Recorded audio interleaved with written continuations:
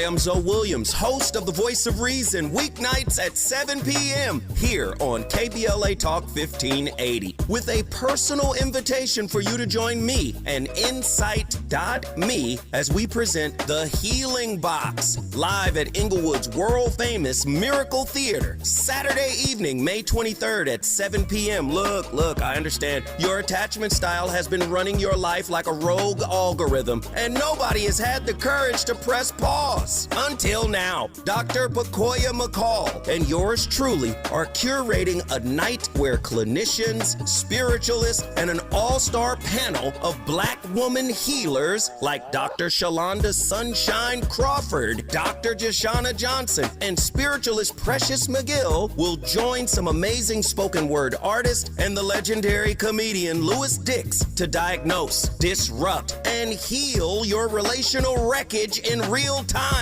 Listen, bring your trauma. As a matter of fact, bring your baby mama. No, bring your testimony. And if you're still texting your ex at 2 a.m., baby, you're not just invited, you're the target demo. Tickets are moving fast, so grab yours at themiracleinglewood.com before your dating history gets flagged as a pre-existing condition. That's themiracleinglewood.com. We'll see you there Saturday, May 23rd at 7 p.m. The joint will be jumping. Ebony Repertory Theater, in association with Fig Street Films, brings you one of the most beloved musicals of all time. Tony Award winner, Ain't Misbehavin'. The soulful, swinging celebration of the music of Fats Waller. From the rollicking to the romantic, this show is pure magic, full of the songs that defined an era and the voices that'll make you forget everything else for a night. Foot-stomping, heart-stirring, unforgettable. Don't miss Ain't Misbehavin' at the Nate Holden Performing Arts Center, starring Lettucey, directed by Ren T. Brown. This is the night out you've been waiting for. Tickets are going fast, so don't wait. Grab yours now at ebonyrep.org or call the box office today at 323-964-9766. Ebony Repertory Theater, bringing the culture, keeping the legacy alive. Ain't Misbehavin' runs May 21st through June 8th at the Nate Holden Performing Arts Center. Get your tickets now. Follow the leader. KBLA Talk 1580. Follow the leader. If you're not following KBLA Talk 1580 on all of our socials, then you're missing out. Download our app and find us on Facebook, Twitter, Instagram, YouTube, and on the web at KBLA 1580. That's right. Again, you can find all of our socials at KBLA 1580. We've got a lot to talk about. By the way, if you miss any of our weekday shows in real time, you can always catch up by checking out the podcast of your favorite shows at your leisure. At KBLA Talk 1580, we've got your black. Follow the leader. Oh my God. Follow the leader. Follow the leader. Follow the leader. Follow the leader. Follow the leader.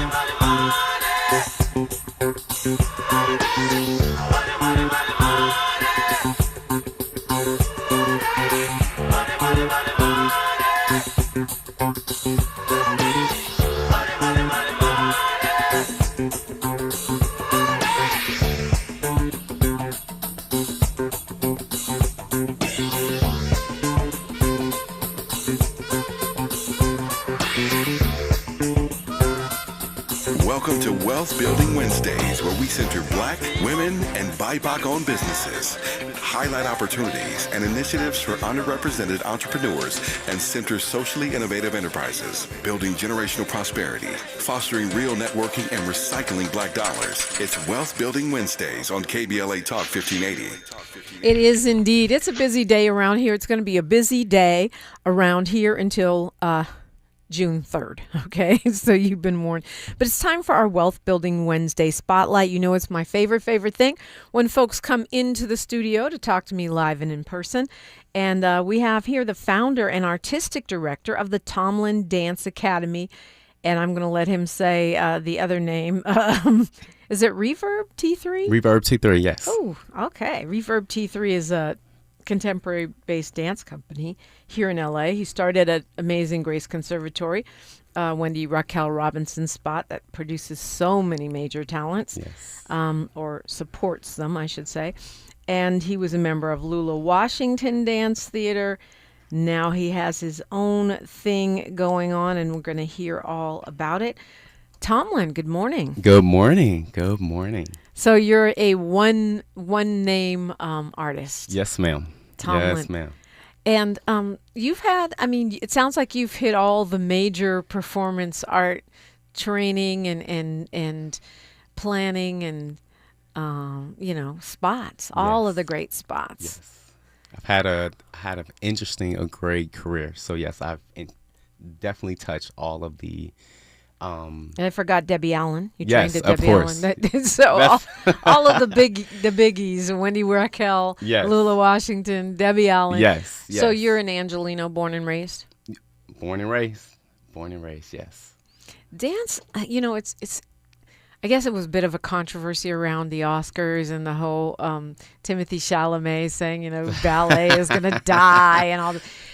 We don't think of dance as the most lucrative career. It's not like a big money career. But yet we rely so much on dancers. Yes. What would the music videos be? What would the award shows be? You're right. What would these big artist tours that we pay $2 million for tickets be without the dancers? That's right. And not just the shows, but what will happen with our kids that are on the streets? So many lives have been changed because of the arts, being able to have a safe space, to go into and to be off the streets, whether it's gang related or just the violence or, it's a place that you can call home and you can think and feel like yourself, so dance has definitely saved lives. It's definitely saved my life. Yep. And that's why I continue to do what I'm doing, so I can provide that for others. Say more. What do you mean it saved your life? So, at the time, in high school and in school period, there's so many things that happen, whether it's at school, depending on what neighborhood you have, just around me, gangs. I've never, was involved with gangs. And simply because my mom had always made sure that I was in sports, and dance specifically is where the passion was. And so I didn't have time to do anything else. My life was centered around dance, literally. So Monday through Friday, I was at dance, from after school, I'm at dance. On Saturdays, 9 to 5, and sometimes Sundays, depending on if we had a show at Debbie's. So I didn't have time for the extra and the drama, if you will. So that's when I say it saved my life. It really saved my life because I was so focused on who I was, where I was going. So it's all about the present and the future. So I didn't have time to get into the streets or the gangs or, into sex or anything of that sort. So just a focused mind. It's funny because, we try to force our kids into coding or, STEM or whatever, be a lawyer, be a doctor. Mm-hmm.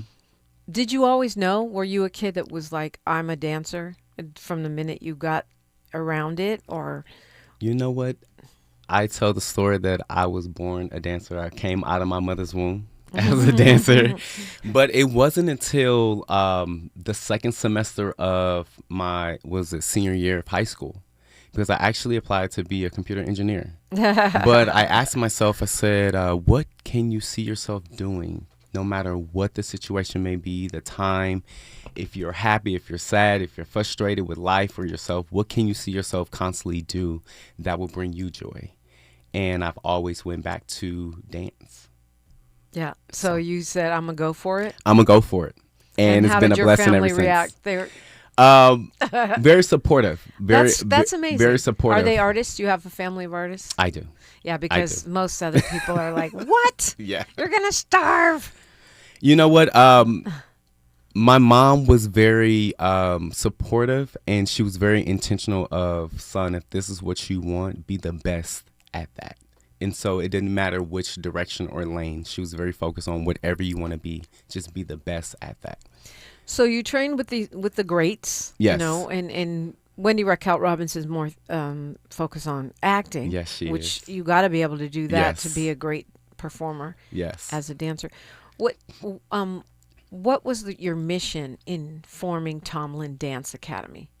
So the mission was simply to provide just affordable training. I wanted to give that classical training background that I've had to others. So you see so many kids that don't have just sound teaching.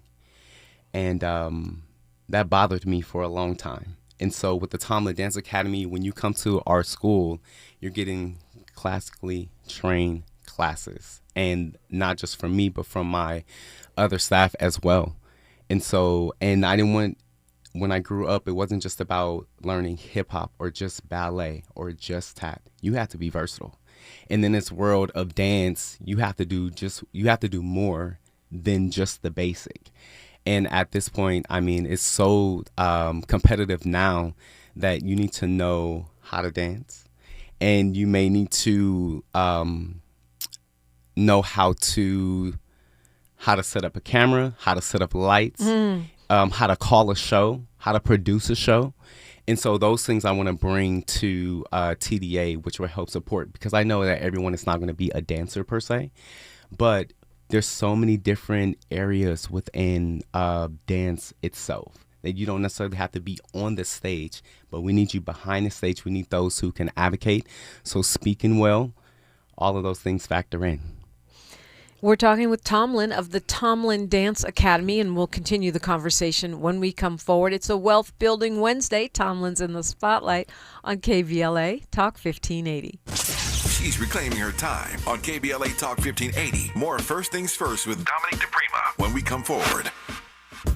Hi, I'm Zoe Williams, host of The Voice of Reason, weeknights at 7 p.m. here on KBLA Talk 1580, with a personal invitation for you to join me and Insight.me as we present The Healing Box, live at Inglewood's world-famous Miracle Theater, Saturday evening, May 23rd at 7 p.m. Look, I understand your attachment style has been running your life like a rogue algorithm, and nobody has had the courage to press pause.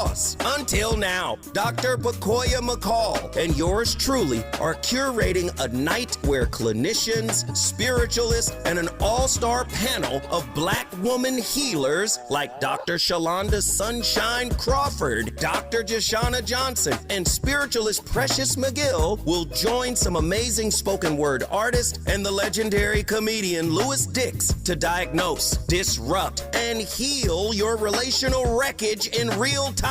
Listen, bring your trauma. As a matter of fact, bring your baby mama. No, bring your testimony. And if you're still texting your ex at 2 a.m., baby, you're not just invited, you're the target demo. Tickets are moving fast, so grab yours at themiracleinglewood.com before your dating history gets flagged as a pre-existing condition. That's themiracleinglewood.com. We'll see you there Saturday, May 23rd at 7 p.m. Did you know about 1 in 3 people with plaque psoriasis may also develop psoriatic arthritis, which causes joint pain, stiffness, and swelling? Does this sound like you? Listen to what it sounds like to be a million miles away. Tremfya guselkumab, taken by injection, is a prescription medicine for adults with moderate to severe plaque psoriasis who may benefit from taking injections or pills or phototherapy, and for adults with active psoriatic arthritis. Serious allergic reactions and increased risk of infections and liver problems may occur. Before treatment, your doctor should check you for infections and tuberculosis. Tell your doctor if you have an infection, flu-like symptoms, or if you need a vaccine. Imagine being a million miles away. Explore what's possible. Ask your doctor about Tremfya. Visit Tremfya.com or call 1-800-526-7736. The conversation continues right now with Dominique DePrima on First Things First. Tomlin is here. He is the founder and artistic director of the Tomlin Dance Academy. I'm on your website. Boy, you got some cute babies on here. So I see you got all the way from the littles all the way up to... We started age 2. 2. Yes, we start at age 2 and we say up. And the reason why we say up, so the academy itself, 2 to 18, our ties angels is our younger division, 2 to 7. You have our academy that's 8 to 18, and then we have classes for adults. So we have room for everyone. Wow, and these little ones are so if you're taking kids at 2, that means you're taking kids with no experience. Absolutely. And Absolutely. and teaching them. So it's not by audition people how does that work? How do So people not get in? audition just yet. So pretty much we have people that just call in, or sometimes we have people that show up. And if they're interested, we say, okay, we'll go ahead to our website, fill out our registration form. That way we get an idea of your kid's background. We reach back out and say, hey, come try a class and see if you like it. I know we have 2 free dance sessions every year. One is in August and the other one is like around February. So that's usually around the time where we say, hey, we invite you to come, just simply take class. And so and I they see like it, they stay. you have tap, you have modern, hip hop, ballet, jazz, Yes. salsa, African dance. Mm-hmm. African dance. Tumbling. Really? Yes. So quite an array. Now, I know you've got some stuff coming up if people want to sample or get a sense of what you're doing, right? Absolutely. So the month of June is loaded for the Tomlin Dance Academy. We have our spring recital, which we are preparing for. That's happening on June 20th. And it's actually going to be at the Crenshaw United Methodist Church, which is right around the corner from here. Yes, it is. And we have been invited to be a part of Juneteenth celebration that is going to be sponsored by American Airlines. That's going to be at Jesse Owens on June 20th from 10 to 3. And then we are super excited to launch our summer programs starting this summer, June 15th to June 20th. June 15th to June 26th would be our first camp for ages 2 to 7. And then June 29th to July 24th would be our second one. And that's for ages 8 to 18. So go to our website at www.tomlindanceacademy.com and register. You can follow us on all social media platforms at Tomlin Dance Academy. So these camps, you got the little camp and then you got the 8 to 18. That's right. Is it dance boot camp? I mean, what happens at these camps? So at these camps, what we're going to do for the little ones, there's a little bit of arts and crafts. So they won't be dancing the entire time. They'll be dancing. There'll be a little bit of arts and craft, a little movie time, a little story time. And then for our older group, we wanted to infuse a musical theater, some singing classes. They also will have composition, which they will learn how to choreograph and teach them how to choreograph and how to come up with movement, because that's very important in this day and time, as well as the other techniques that we have that you mentioned before. So it's a full schedule that they have. Both groups will be able to go on trips. So we do have some trips that are lined up for them. And then also what I wanted to mention too is that they get breakfast and lunch for free. Nice. Yes. So I'm reading here that you've traveled internationally. Yes. Is this a dance troupe that is affiliated with the academy, or are these your students? How does that work for Tomlin to perform internationally? So this is a dance school. I have been fortunate to travel across the world, and my dream and hope is that I give these kids their first international experience. Like, I call her Mama Allen. So I was seven. I was handpicked and chosen to dance in Italy. And so I want to give that same experience to them. By Debbie Allen. By Debbie Allen, yes. Nice. And so I want to give that same experience to them. So we're looking forward to travel across the world. So anyone have some dance opportunities, we will be ready. Our kids are ready and we'll be excited. So connect with us at info@tomlindanceacademy.com. And let's see how we can set that up so the kids can see the world. And that experience will change their lives, I know, because it has changed mine. Yeah, well, is dance getting more respect, do you think? I almost feel like it's been a resurgence. Like back in the 50s or 30s or whatever, you saw more musicals and films and more big dance shows. We think about the Cotton Club and things like that. And it seems like whether it's, Hollywoodland or whether it's the Beyonce tour or even the Kendrick Lamar tour, I feel like we're more back to the big cast of thousands, dancers, dance musical films. Yes. Is dance getting more respect now?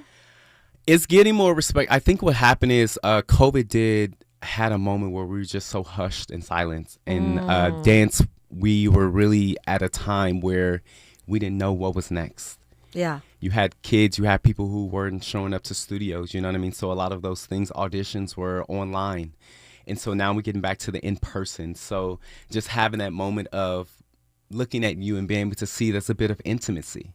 And so I think a lot of people have just missed that. And so now that we have the opportunity to, as soon as COVID was over, it's like how can we get back to the intimacy of just the art where I can see it right in front of my face. Yeah.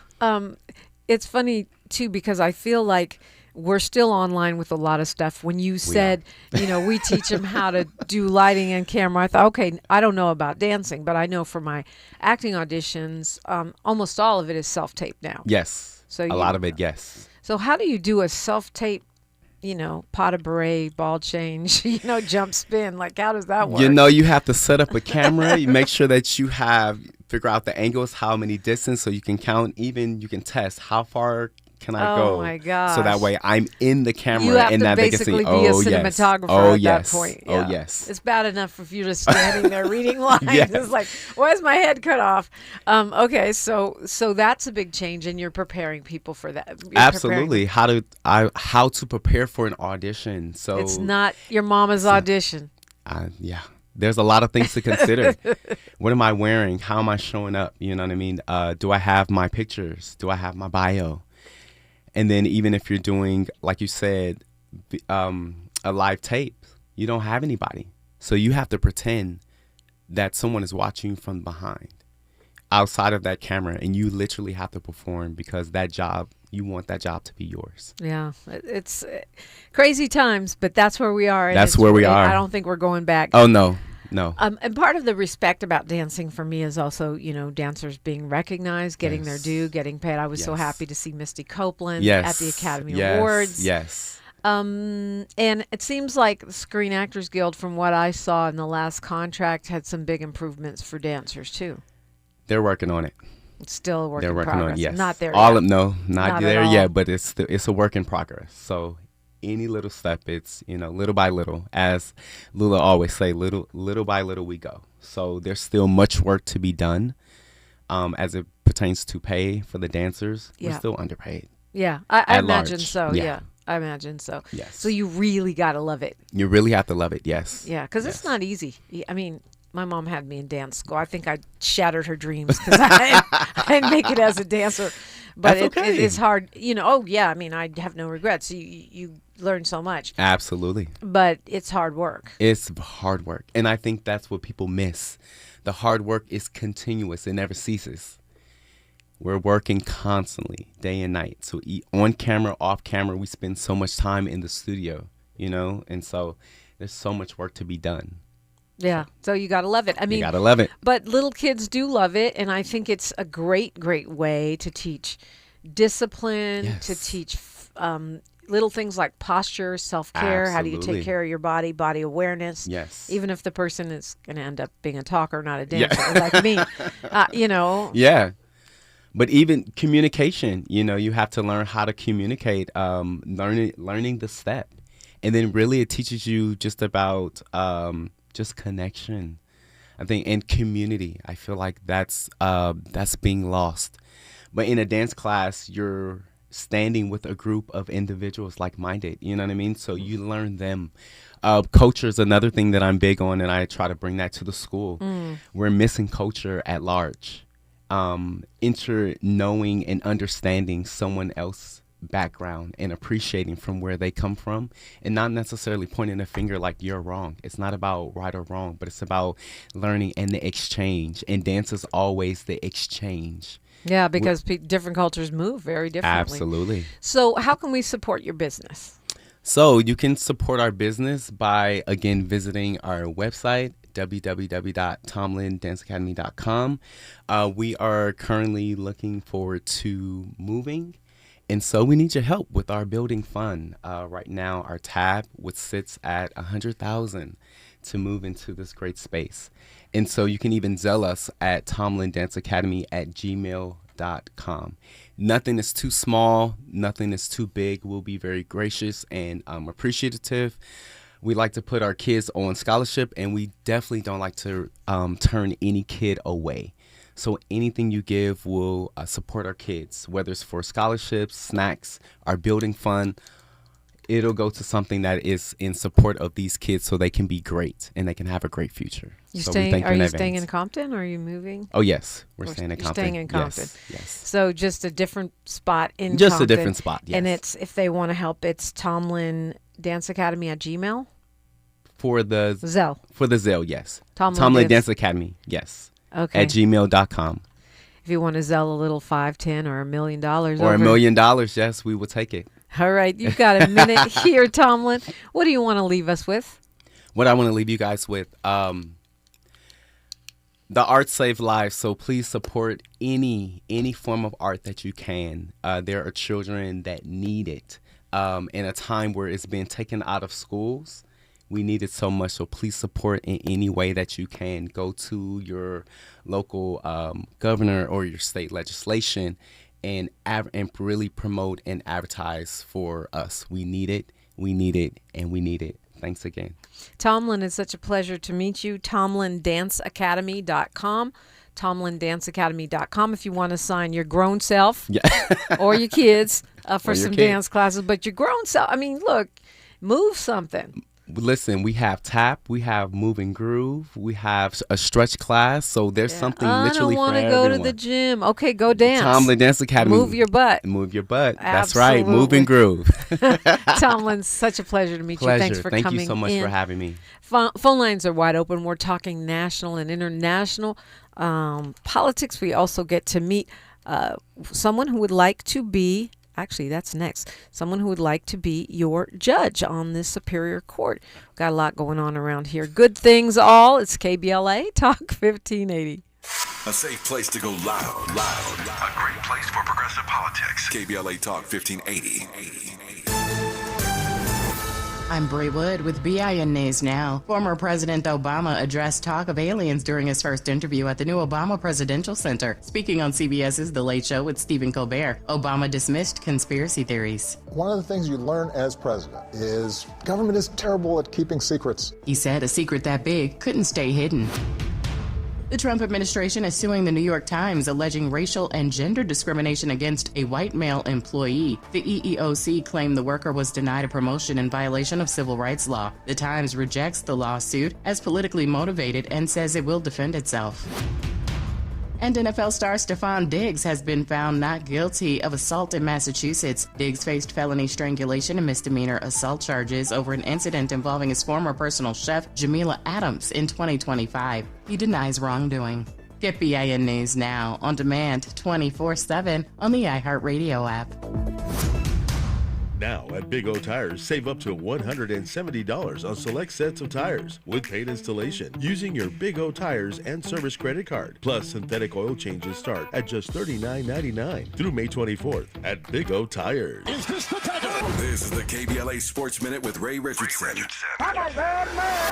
It is painfully obvious that the Lakers need much more than a productive LeBron to beat the Oklahoma City Thunder. LeBron was the only highlight for the Lakers in their 108-90 loss Tuesday night to OKC in Game 1 of the Western Conference semifinals. LeBron had a game-high 27 points and 6 assists. The rest of the Lakers were no-shows. Austin Reeves made only 3 of 16 shots. Marcus Smart was 4 of 15. Luke Kennard played 29 minutes off the bench, but made only 1 of 4 shots. DeAndre Ayton had 10 points, but he was scoreless in the second half. In addition to the shooting issues, the Lakers committed 17 turnovers. This is not the right formula to beat the defending NBA champs. OKC takes a 1-0 lead in the best of 7. Game 2 is Thursday night in OKC. A major upgrade in performance needs to happen for the Lakers if things are going to be different in Game 2. No debates, no speculation, just the info you need. That's your KBLA Sports Minute. I'm Ray Richardson on KBLA Talk 1580. Follow the leader. KBLA Talk 1580. Follow the leader. If you're not following KBLA Talk 1580 on all of our socials, then you're missing out. Download our app and find us on Facebook, Twitter, Instagram, YouTube, and on the web at KBLA 1580. That's right. Again, you can find all of our socials at KBLA 1580. We've got a lot to talk about. By the way, if you miss any of our weekday shows in real time, you can always catch up by checking out the podcasts of your favorite shows at your leisure. At KBLA Talk 1580, we've got your black. Follow the leader. Following the leader. Oh my God. Follow the leader. Follow the leader. Follow the leader. Follow the leader. Follow the leader. This isn't a talk show. It's a town hall with no walls. This is KBLA Talk 1580. This is the story of the one.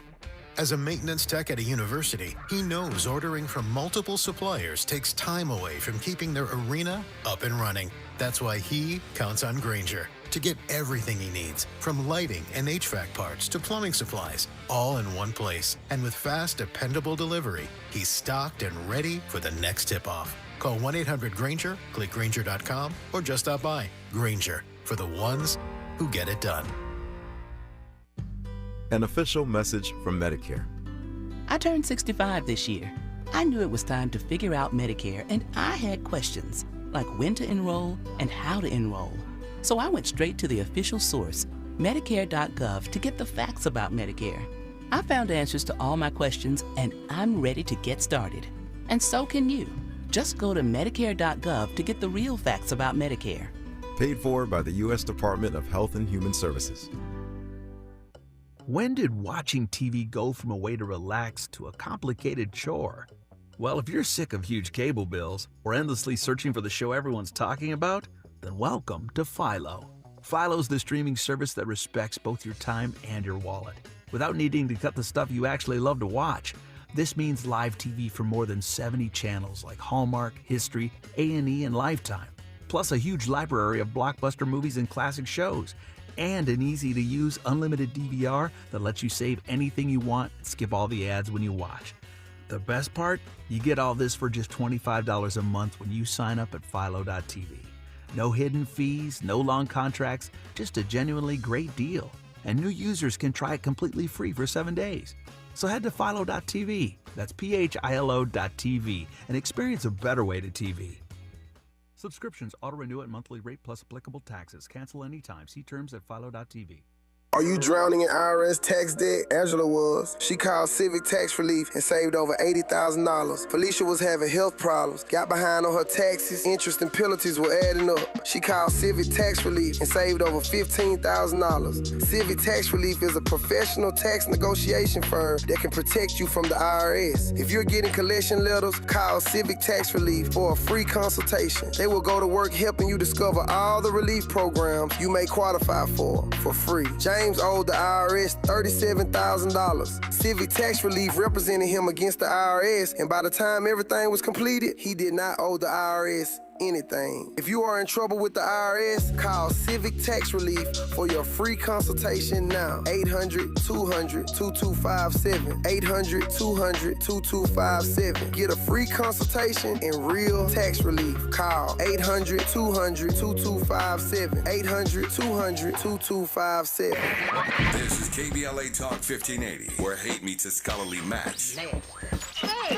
Indeed it is, and we're so glad that you are here. It is election season. You know that. We strive to be your election information station. If you have missed any of the conversations that we've been having with all kinds of lawmakers, as you see, we just talked with the city attorney, Heidi Feldstein Soto. That's on YouTube. You can find them wherever you get your podcasts. Last week, James Farr spoke with John McKinney, who's also running for that seat. That's just one example. Many of our judicial candidates, they are all available wherever you get your podcasts for free. You can also get them on YouTube, youtube.com, KBLA 1580. And we're going to keep it going until Election Day, featuring as many of the folks that you need to know and as we possibly can, as many of the folks that you may need more information about. And that is exactly what we are about to do right now. We are talking with somebody who is running for Superior Court Judge, seat 131. He served as a deputy public defender in Riverside County and a deputy alternate public defender in LA County. He says he stood beside people from all walks of life and worked every day to ensure fairness, and he is running for Judge seat 131. David Ross, good morning. Good morning, Dominic. Thanks for having me. Yeah, thank you so much for joining us this morning. tell me why you want this job. Sounds like you've been working in this space for a long time. Why do you want this seat? I appreciate your question. It's first of all, the seat number doesn't really matter anything. It's more of an accounting. So those of us that are running, we're all running for county-wide seats, and we might be placed anywhere in LA County.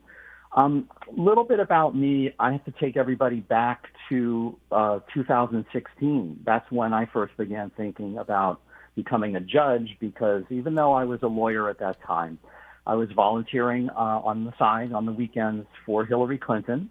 I was in Las Vegas, Nevada, going door to door. I certainly hoped that she would win, but when Trump somehow beat her, I woke up the next morning realizing one thing from my legal training, and that would be that Trump would appoint activist judges. And I was 100% correct then, and the fallout from that continues to this day. He still has appointed activist judges, and it really does trickle down to the local level. So even though the position that I'm running for is nonpartisan, I've been a lifelong Democrat all my life, I feel it's time to let people know that I'm running to be an independent judge, one that will not be swayed by one side or the other. I'll be the kind of judge that listens to all sides. You know, a lot of people complain that when they have their day in court, the judge never heard them out, never listened to them. And my vow is that even if they lose in their case, they'll walk out knowing that I heard them. I want to ensure due process. I want to ensure fair outcomes. And I really want to bring trust back even to the local system, to the local judiciary system. So you mentioned that I worked in Riverside. That's when I began as an attorney. I was a deputy public defender there for 5 years, transferred over to LA County as a deputy alternate public defender. They're basically the same thing. The public defender's office is larger. Our office is smaller. We all handle the same serious and violent felonies. I've done 113 jury trials in my career. I've represented over 10,000 people. And I like to tell people that these are the kind of defendants, kind of people that just don't have a voice. I'm the only one on their side. They're 3 to 5 times more likely to be arrested, thrown in jail, and charged with a crime. And I've been there to help them. But I've done all that for 31 years, and it's time now to be a neutral, to be an objective. I'm a great advocate, but I think I'll be an even greater judge. You know, it's funny, you talk about being an independent judge, a judge who is truly neutral. It almost sounds quaint and old-fashioned at this point, given what you just mentioned about where we are now with more activists and sort of partisan politics playing out on the bench. So how is that possible in our current environment? How is it possible to stay independent? Yeah. Well, I'll tell you, I have a lot of training in that. I don't know if you did a little research on me and you looked at my website, you would see that before I ever even became an attorney, I was a journalist. I was in the same business that you were in. I did not want to grow up to be Clarence Darrow. I wanted to grow up to be Peter Jennings. So after college at UC Davis, I went back east to Washington, D.C. I worked for PBS. I worked for the NBC station. I covered Congress. I learned how laws are made, how they affect people. I even took a year out. I worked for a Democratic congressman from Indiana. And then in those capacities, I was a producer of documentaries. And then I became an on-air TV reporter in Tennessee, an on-air TV reporter in Wichita, Kansas, where I talked to real people. I told real stories, and I told them objectively, dispassionately, and straightforward. And it really taught me how to be objective, how to be independent, and how not to end up taking one side or the other. I left the news business after 10 years and then went back then decided to go to law school. So circling back to your question about how do I remain independent, I got training. I know what it's like. I know how not to be swayed from either side. So the most important thing, a judge, handles the courtroom, but the judge is there to serve the public. The judge is there to serve both sides see what their case is about, listen to both sides, help them figure out if they're going to have a disposition or not, and if they can't, adjudicate their differences. You really have to always remember the touchstone of that you're there to serve the people, you're there to serve society, and I have that touchstone going way back some 40 years because I have a unique background. I'm not just been a lawyer. I've been a journalist. I've been an objective observer, and I can call upon those qualities. I can call upon those traits to remain independent. I mean, one thing about a journalist is we will gather all the information. That's part of what we do is gather all the information. Talk to me a little bit about your endorsements. I see a lot of unions here on your website. I felt like it was important for me to reach out to the community.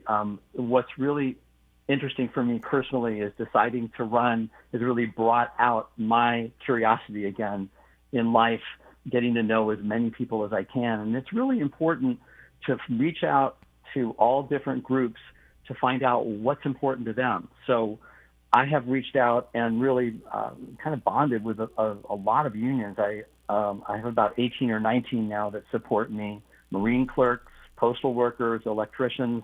And when I've met with their reps, the most important thing they have a lot of youth programs where they work with young, like teenagers and young people in their 20s as apprentices. And as you know, occasionally people, when they're younger, they make some mistakes, they make some bad choices, and they have some brushes with the law.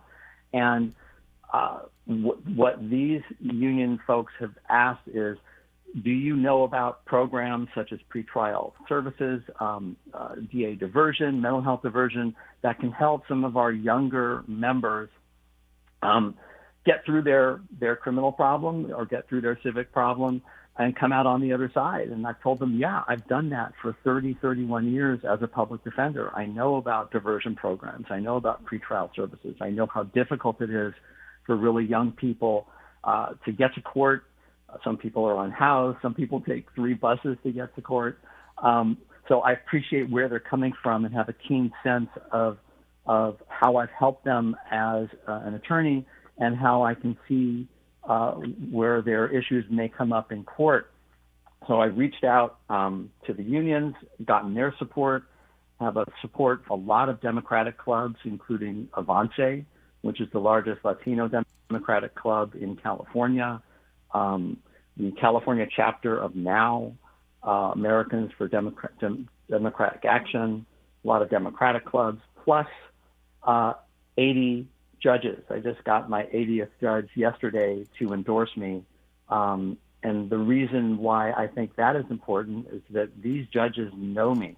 They know my work ethic. They know my honesty. They know my proven judicial temperament because I've worked with them. I've worked in courthouses, including in Compton, Pomona, Bellflower, Long Beach, Torrance, downtown.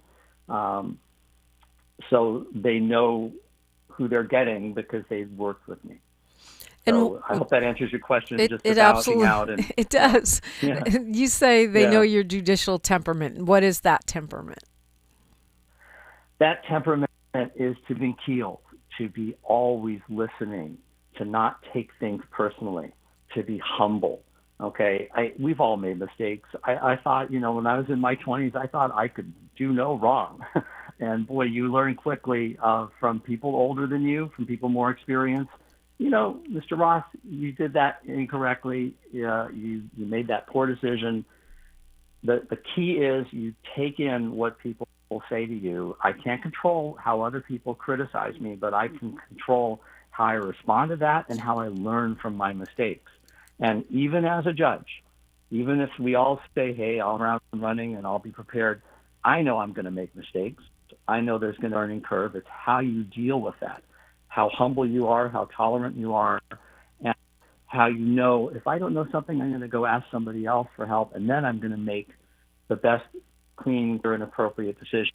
So that's my kind of definition of judicial temperament, even keel and listening and tolerance.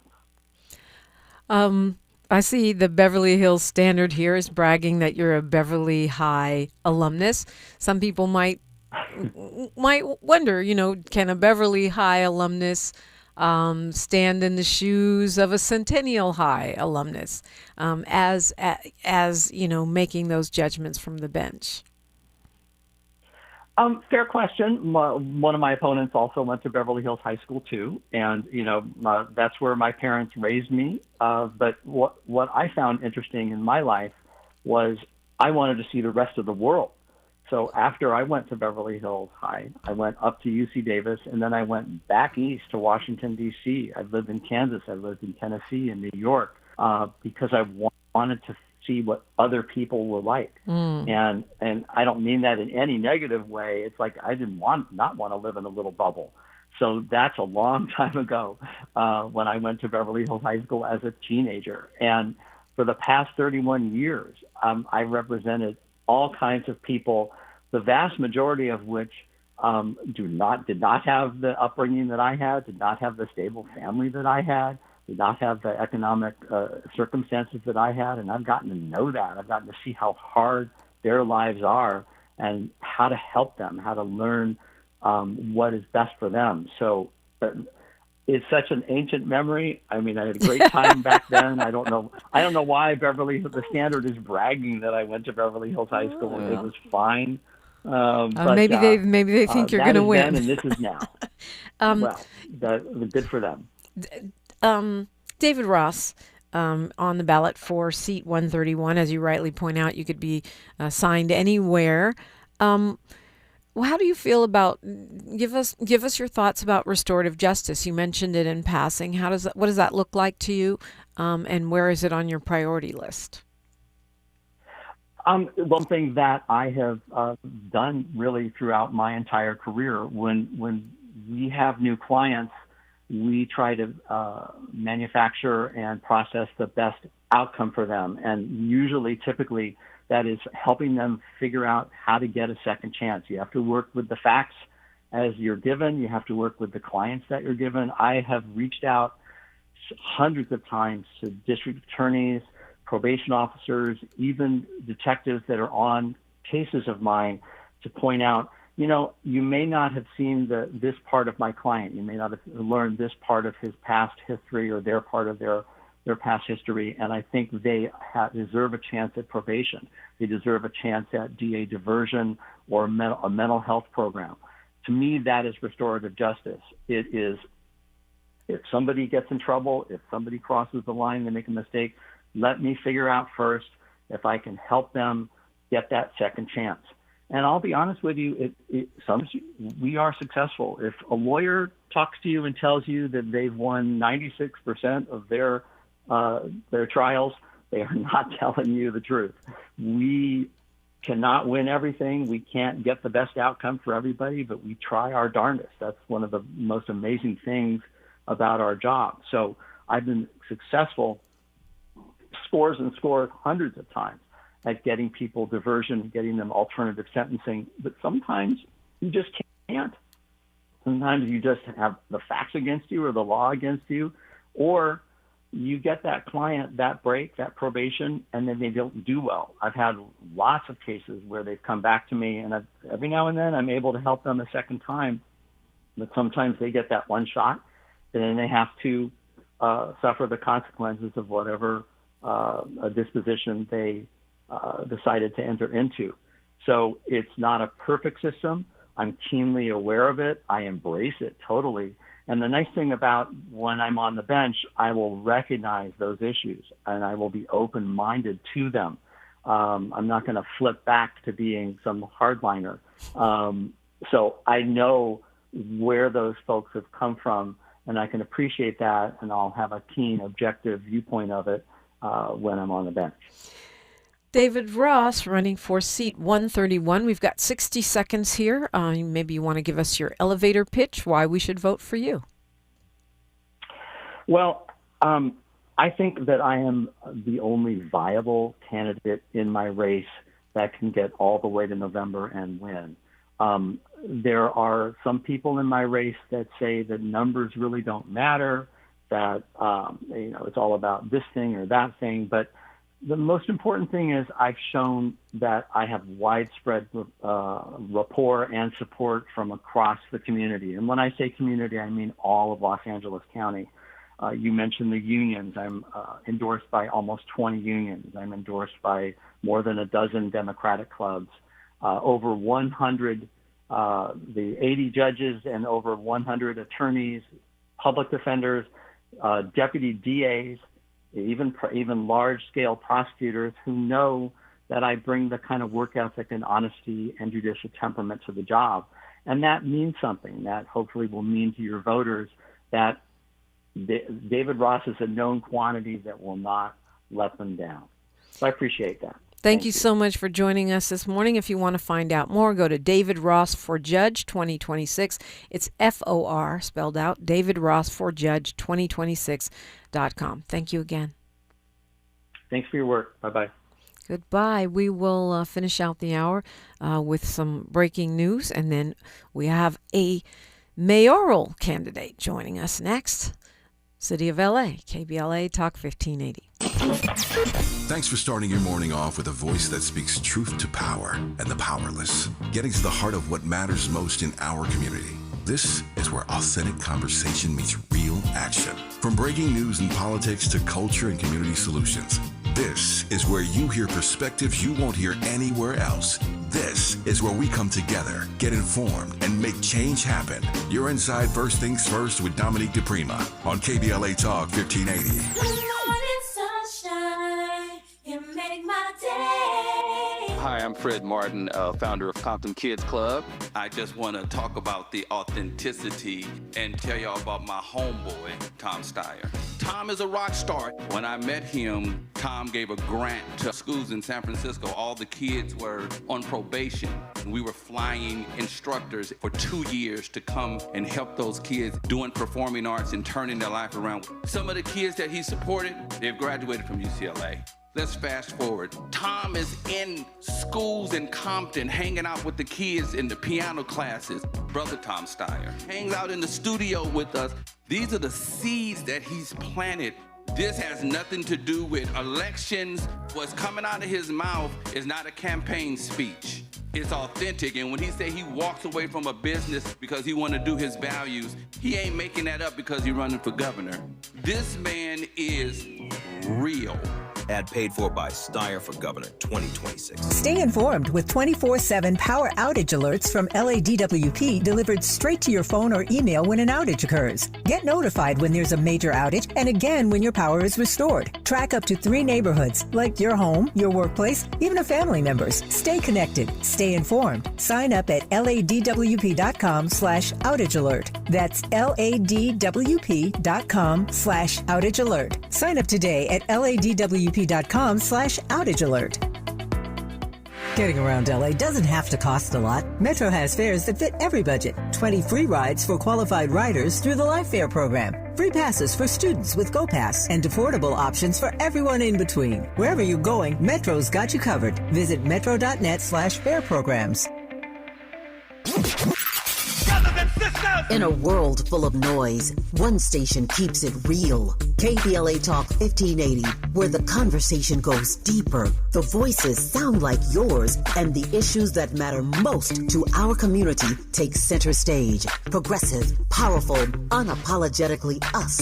Whether you're driving through the city or tuning in from your home or office, join the public square. KBLA Talk 1580, your home for talk that enlightens, encourages, and empowers. Listen live on our free KBLA 1580 app, on our website at KBLA1580.com, or on your radio dial at 1580 AM. Unapologetically progressive.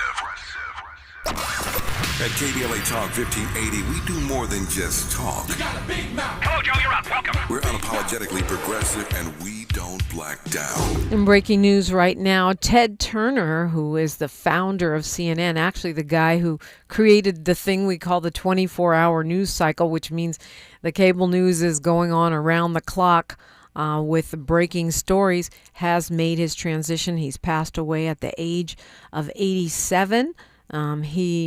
According to his family, he had Lewy body dementia, which is a progressive brain disorder. He passed away on yesterday at the age of 87. And, of course, this is a person who was a huge figure on the landscape, the media landscape here, not just in the United States, but around the world. He also was a pivotal figure in professional sports, environmentalism, philanthropy, but the biggest legacy he will leave behind is CNN. He turned it into a behemoth and changed the entire landscape of news. Ted Turner, as I said, was 87 years old.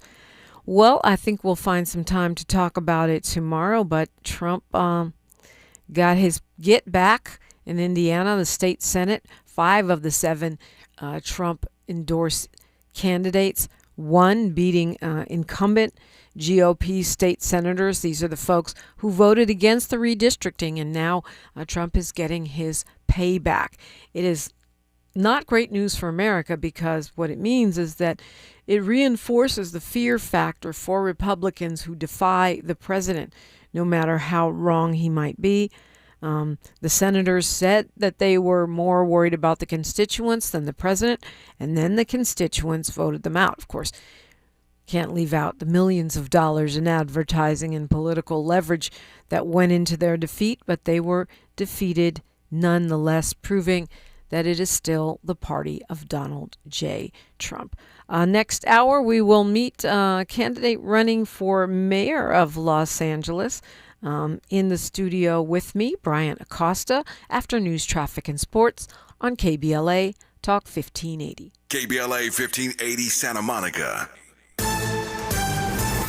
I'm Bray Wood with BIN News Now. Former President Obama addressed talk of aliens during his first interview at the new Obama Presidential Center. Speaking on CBS's The Late Show with Stephen Colbert, Obama dismissed conspiracy theories. One of the things you learn as president is government is terrible at keeping secrets. He said a secret that big couldn't stay hidden. The Trump administration is suing the New York Times, alleging racial and gender discrimination against a white male employee. The EEOC claimed the worker was denied a promotion in violation of civil rights law. The Times rejects the lawsuit as politically motivated and says it will defend itself. And NFL star Stephon Diggs has been found not guilty of assault in Massachusetts. Diggs faced felony strangulation and misdemeanor assault charges over an incident involving his former personal chef, Jamila Adams, in 2025. He denies wrongdoing. Get BIN News Now on demand 24/7 on the iHeartRadio app. Now at Big O Tires, save up to $170 on select sets of tires with paid installation using your Big O Tires and service credit card. Plus, synthetic oil changes start at just $39.99 through May 24th at Big O Tires. This is the KBLA Sports Minute with Ray Richardson. It is painfully obvious that the Lakers need much more than a productive LeBron to beat the Oklahoma City Thunder. LeBron was the only highlight for the Lakers in their 108-90 loss Tuesday night to OKC in Game 1 of the Western Conference semifinals. LeBron had a game-high 27 points and 6 assists. The rest of the Lakers were no-shows. Austin Reeves made only 3 of 16 shots. Marcus Smart was 4 of 15. Luke Kennard played 29 minutes off the bench, but made only 1 of 4 shots. DeAndre Ayton had 10 points, but he was scoreless in the second half. In addition to the shooting issues, the Lakers committed 17 turnovers. This is not the right formula to beat the defending NBA champs. OKC takes a 1-0 lead in the best of 7. Game 2 is Thursday night in OKC. A major upgrade in performance needs to happen for the Lakers if things are going to be different in Game 2. No debates, no speculation, just the info you need. That's your KBLA Sports Minute.